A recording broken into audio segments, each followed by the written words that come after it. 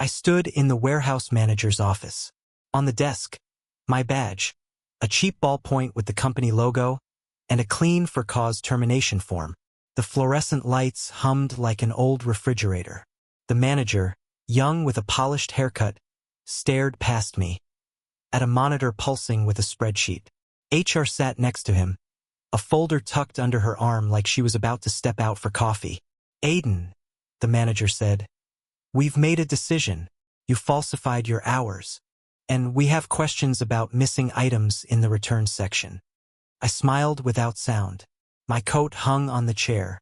A cardboard box sat on the floor with my stuff. Gloves, a scratched travel mug, a small flashlight, a tape measure, the keys to a lift.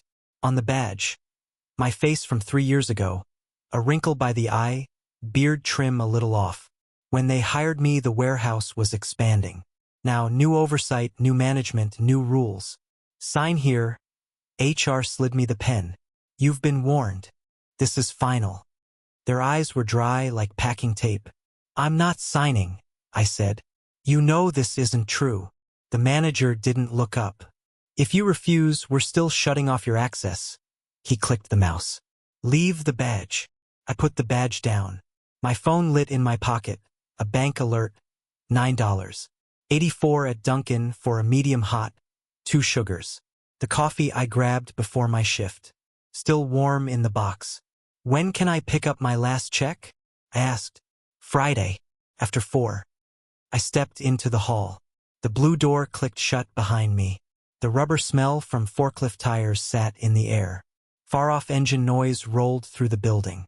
2 guys on the dock glanced over and looked away. One of them, Troy, wiped his hands on his jeans and pretended to study the straps. I walked past the lockers, grabbed the box, set the mug on top. Out to the lot. My Tacoma was under a maple. Leaves stuck to the windshield. I got in, shut the door. Didn't start the engine for a while. The cab smelled like coffee and a little like the grease from my work gloves. A foil-wrapped sandwich sat untouched in the passenger seat. I breathed slow. Didn't call my wife. Didn't want to explain while driving. I started the truck and rolled through the industrial strip. Concrete, rails, old grocery billboards. Stopped at the light by the car wash. Turn signal on. Turn signal off. I didn't go home. I turned onto the next street, the one with the corner cafe. Parked. Put the box on the back seat. Went in. The door let out a cinnamon smell. Small black, I said, flat. While the barista poured, I looked at my truck through the window. Slush along the curb, January in a Cleveland suburb. Before that day, my life was simple. Shift lead at a furniture warehouse. Nights, sometimes evenings. My hand knew the forklift remote. My back knew the weight. My ears knew the scanner's chirp. I started mornings at 5. Coffee, eggs on a cast iron pan, a quick loop with the dog. Then I drove Marla to the outpatient clinic where she's a nurse and headed in. The kids grown. One in college, one at community college working the Target register. Weekends I changed the oil in the Tacoma in the driveway, traded short fence talk with the neighbor, trimmed the old apple tree. I had an old iPhone SE that froze on bad service. 2 credit cards. No guns, no heroic hobbies. Plain life. I didn't look for trouble. 6 months back they swapped directors. New guy from corporate, smooth, cold. He brought in 2 contractors from a third-party logistics outfit. I saw them around the docks when returns came in. We had a special zone, returns, scratched pieces, stains, some broken. They were supposed to get written off or shipped back to the manufacturer. I did inventory there at night a lot. Scan, weigh, enter. Then items started to vanish. Not directly, numbers in the system still moved. But the warehouse has a smell. You learn when something doesn't add up. A truck pulled out lighter than the paperwork said. The contractors lingered late, and the morning camera captured a plain black van with no logo. I said once, even tone, "Hey, don't hold returns that long. We've got targets." They nodded. No answer. A week later they flagged my time, said I was clocking in early, clocking out late, but the system didn't match. I turned in my logs and explained. Sometimes I covered a driver, moved pallets to the dock because we were short. They smiled like people who already decided. I'm no hero. I am observant and patient. The night I saw that unmarked van, I lit a cigarette and stood in the wall's shadow where the camera is webbed over and nobody cleans it. I heard the metal box lock click. They slid 2 written-off sofa cartons behind a steel shield. Fresh vinyl smell, sharp glue. I didn't need to tail them. I noted the time, 2:17 a.m. Caught one letter on the plate through the dirt. Saw one guy pull a phone in a yellow case and snap the bill of lading. I wasn't the only one looking at documents. If there are documents, they're stashed somewhere. I still believed you could live quiet and stay out of it. But then I found a letter in my mailbox. No return address, no signature. 2 lines, keep quiet, or you're gone. Inside was a screenshot of my FaceTime with my son. I realized it wasn't their listening. It was me being careless. I turned on 2-factor, changed passwords. Nothing dramatic, just shut windows. When they fired me, I didn't go home. I went to the small library by the market. Quiet there. Brought my laptop. Sat by a radiator. Took out my mug. Opened it. Wrote a plan. Not revenge. I'm not about that. I wanted the numbers to land where they should. I didn't want to be the thief. Simple plan. No shouting, no show. Step by step. Understand the scheme. Find the weak link. Gather proof you can't explain away. Use the system against them quietly. Let go. I called a buddy from an old job. He hauls furniture as an independent now. Asked if he'd seen a black van around our area. He thought, then said, Saturday by the 34-mile warehouse. Unloading at night. I thanked him. No names, no questions. I bought a $49 key fob camera. Nothing spy grade. Just something to catch paperwork flashing by. I went back to the warehouse as a customer. Our place has a small outlet attached. Walked the floor with the written-offs. Saw 2 sofas with the exact code I'd seen in returns that night. But in the system, when I scanned the code on my phone, they showed en route to manufacturer. It's a small thing, but it cuts. I shot the price tag and the code. That evening I texted a guy I knew in accounting. He leases space in our complex for another company. We used to step out together for smokes, and asked where to find public filings on the contractor's taxes. He said, try the state registry. They're LLCs. I found 2 names in the state database. One matched a visitor badge I'd seen. Nothing fancy, just work. The fall came in little hits. The card said declined at the gas station. I'd forgotten the cable autopay. Marla saw me home midday and asked, you okay? Short shift, I said. 2 days later I sat down and told her the truth. She sat quiet, put the kettle on. How long can we go? Her way of asking when to worry. A month, I said. She nodded, went to the bedroom and came back with a jar of coins. The small stash you don't think about until you need it. I applied to 3 jobs. Night parking guard, food warehouse operator, courier. 2 said no after review. The 3rd didn't call. At the grocery entrance, a former shift guy, Peter, saw me and pretended he didn't. He felt awkward. So did I. 2 weeks in, the water heater died. I stood in the basement, listening to the drip. 5th bucket. I slipped on the wet concrete, sat on the steps, stared into the dark corner where the winter boxes used to be and thought, okay, no drama. Do the work. Back to the plan. If you're not strong, be exact. All returns documents route through a shared folder. Access management and those 2 contractors. They love Excel. I knew their file names. week_returns_mmdd. I didn't have access, but we had an internal staff portal where logins got reused. I didn't hack anything. I remembered the manager's temporary password for new hires. Welcome, 23-inch, and that one contractor had done orientation when I was on duty. I didn't go after documents. I went to the dock schedule. They sometimes attached marked up bills. I found yesterday's file. The truck number matched the one I'd seen at night. I didn't download it. I just wrote down the number and times. Then I drove to the address in the state registry listed as the contractor's office. Small box in an industrial park. Camera over the door. Metal shutters down. Old U-storage sign on the wall. I drove past and parked across from it next to a soda machine. That evening the same black van. No logo. Pulled in, and two guys unloaded cartons with fresh salvage stickers. I didn't shoot their faces. I shot the boxes and the broken no dumping sign lying under the rear tire. Details you can't swap out. Details you can see tomorrow. The next day I walked into the local paper. They've got a reporter who quietly writes about contracts and hometown grifts. I didn't ask for an investigation. I said, "There's a returns scheme. You can't see it, but it's there. If you want numbers, I'll find them." He raised an eyebrow, wrote my name on a yellow sticky, but his face said, "Another bitter ex-employee." I didn't take it personally. I left my number and walked out. Bought 2 papers at the door. That night, when the house slept, I opened the laptop and sent 3 notes. To the State Labor Department about time manipulation and forced early arrivals. To the Federal Consumer Bureau about written-off goods coming back as new through a third party.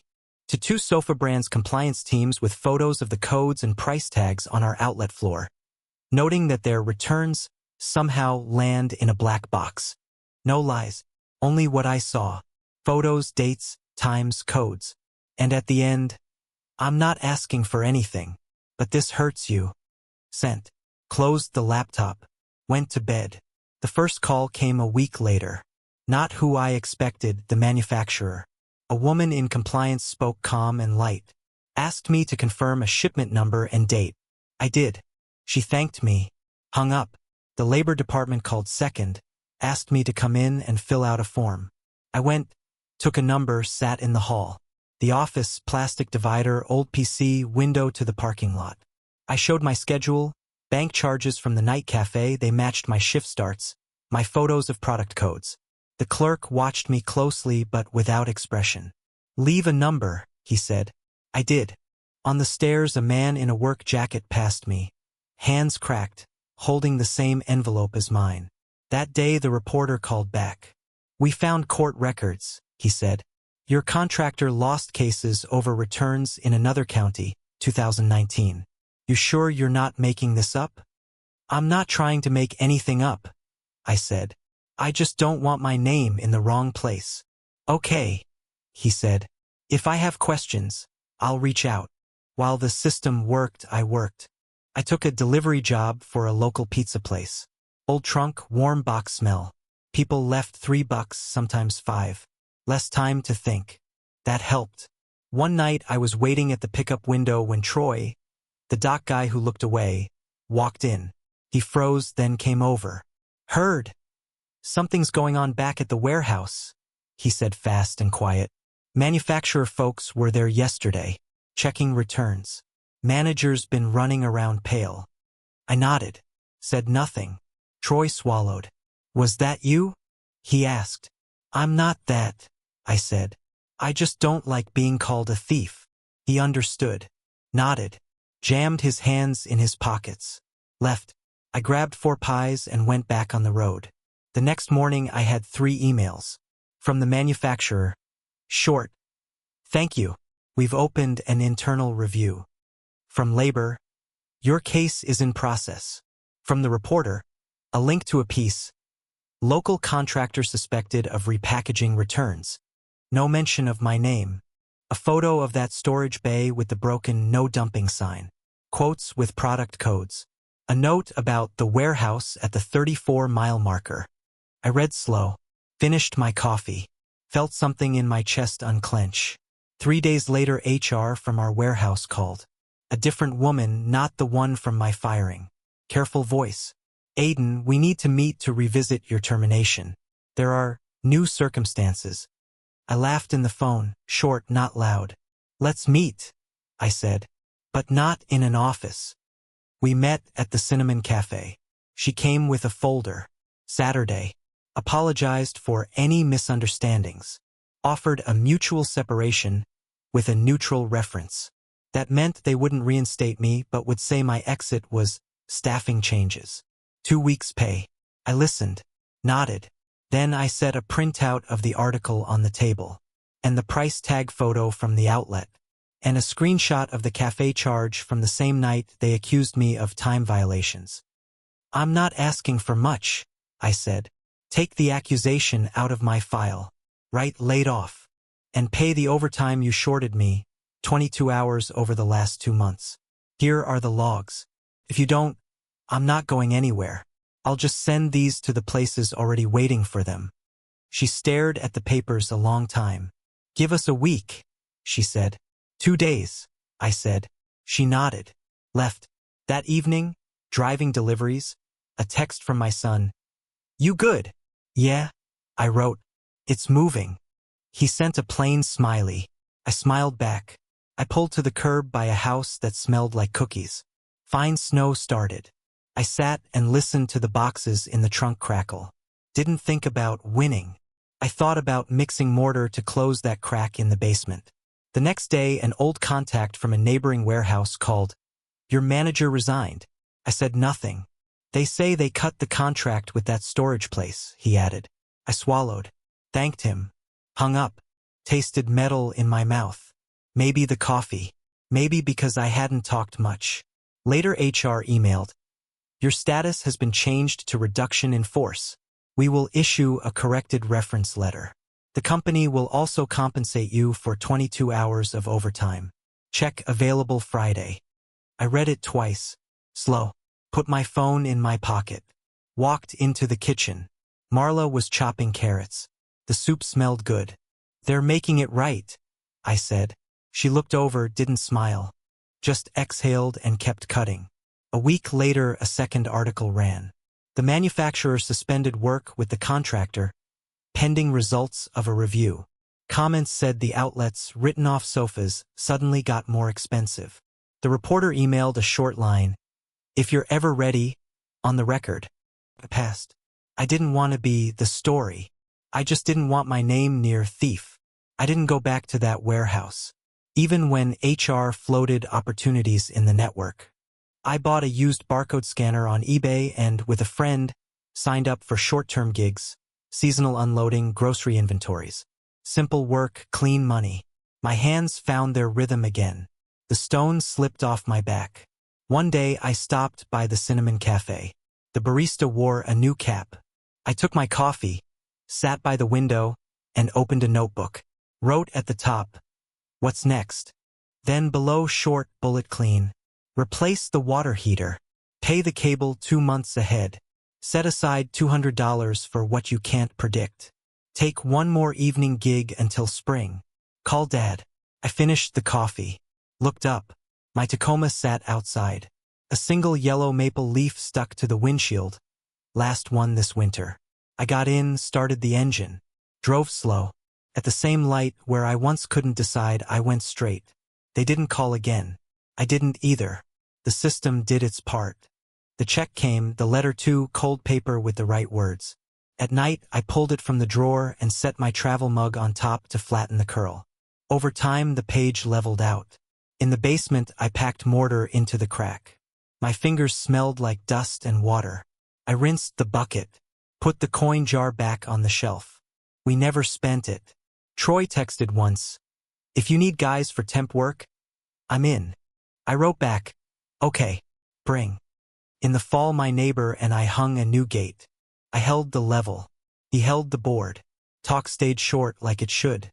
On Sundays, I sat on the porch with Marla. She read a health magazine. I looked at the power lines. My phone lay face down. I didn't get stronger. I didn't turn into someone else. I just put back what was taken from me. Quietly. Sometimes I think of that office where the lights hummed like a fridge. I see the badge on the desk. HR with the folder like it's routine. There's no sting left in that picture. Just a sound, the latch ticking in the door. When I hear a similar click now, in the trunk from cardboard, in the basement from a plastic lid, I'm calm. My revenge wasn't revenge. I didn't break doors.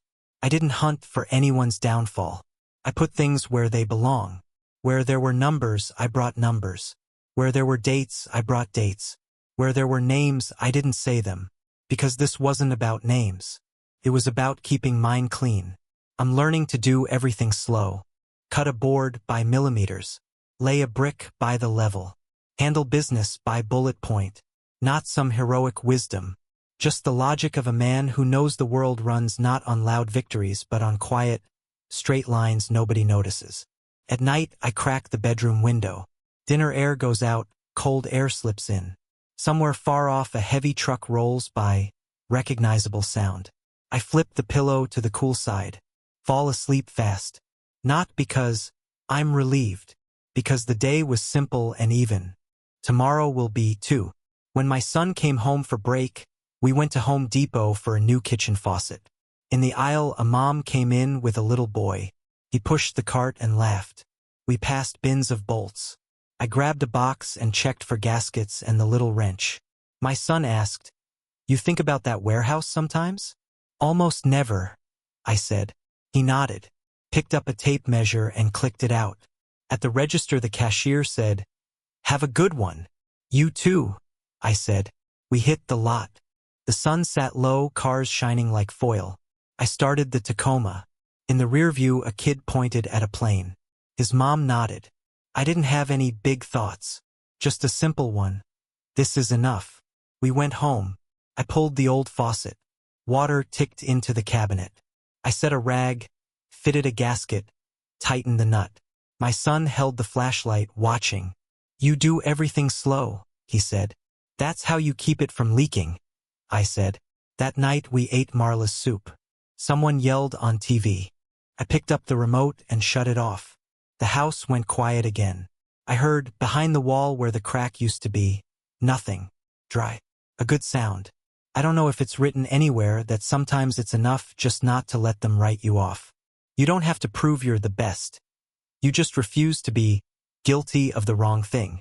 In my wallet, there's a letter with the right word now. In the closet, new work gloves. On my phone, unnecessary alerts turned off. In the yard, a gate that doesn't squeak. When I drive past that industrial bay with the U-storage sign, the shutters are different now. The no dumping sign is new. I don't stop. I look through the windshield and keep going. Not because it's behind me, because I've got better things to do than stand there remembering.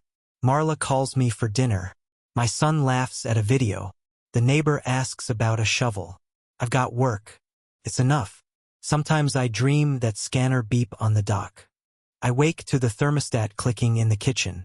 I get up, fill the kettle, look into the dark window. The town's asleep. Roads are clear. The kitchen smells like coffee. I hold the mug with both hands. Pull a sheet from the drawer and write the day's short list. First line, call Dad. Second, pick up the order. Third, don't forget the calm. I'm not rebuilding an empire. I'm not breaking the system. I'm living in a way I'm not ashamed of. When someone asks, "How'd you do it?" I say slowly, line by line, code by code, date by date, quietly. That's the whole story. Mine. Real. With simple things, simple words, and a simple end. I fall asleep easy. And that's enough.